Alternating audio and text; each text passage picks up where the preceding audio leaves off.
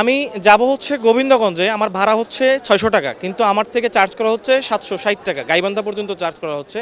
তো এইটা আসলে কেন হচ্ছে, এটার আমরা কোনো সদুত্তর পাচ্ছি না। আর দ্বিতীয়ত আমরা অগ্রিম টিকিট করতে এসে আরেকটা বিষয় লক্ষ্য করতেছি, কৃত্রিম একটা সংকট তৈরি করা হয়েছে।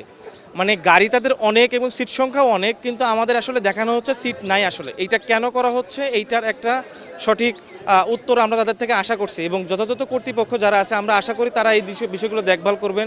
নতুন যে সরকার আসছেন আমরা চাই তারা এই বিষয়গুলো একটু দেখভাল করবেন। যদিও আমাদের এই বিষয়গুলো এখন ওইভাবে মেনটেন করা হচ্ছে না বলে আমরা দেখতে পাচ্ছি। এখানে এই যে রমজান মাসে শুরুতে দেখেছি সেই রেখে অনেক যাত্রী এখানে আসছে, কিন্তু তারপরে তারা সিট পাচ্ছে না। বলা হচ্ছে যে 18 তারিখে সিট নাই, টিকিট নাই, বা 17 তারিখে টিকিট নাই। এটা আসলে কেন বলা হচ্ছে, আমি আশা করবো যথাযথ কর্তৃপক্ষ এই বিষয়টা একটু দেখভাল করবে।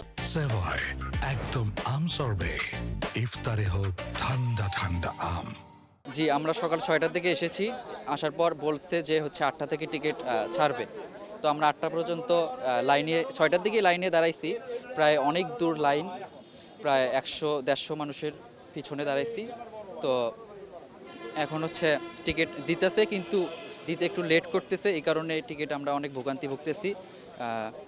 একটা টিকিট সর্বনিম্ন 6 মিনিট লাগে, কিন্তু টিকিট এখন দিতেছে 12 মিনিট, 15 মিনিট, এত দেরিতে টিকিটগুলো প্রিন্টিং করতেছে। সকাল 7টার সময় আমরা জানতে পারলাম যে টিকিট ছাড়বে, ঈদের টিকিট, অগ্রিম টিকিট ছাড়বে। তারপরে আমরা সহজ.com-এ অনলাইনে প্রবেশ করলাম, এবং প্রবেশ করে আমরা দেখতে পারলাম যে সকাল 8টার দিকে আমরা প্রবেশ করলাম, এবং 8টার দিকে প্রবেশ করার পরে আমরা দেখতে পারলাম যে আসলে একটা দুটা সিট ছাড়া আর কোনো সিটে নেই।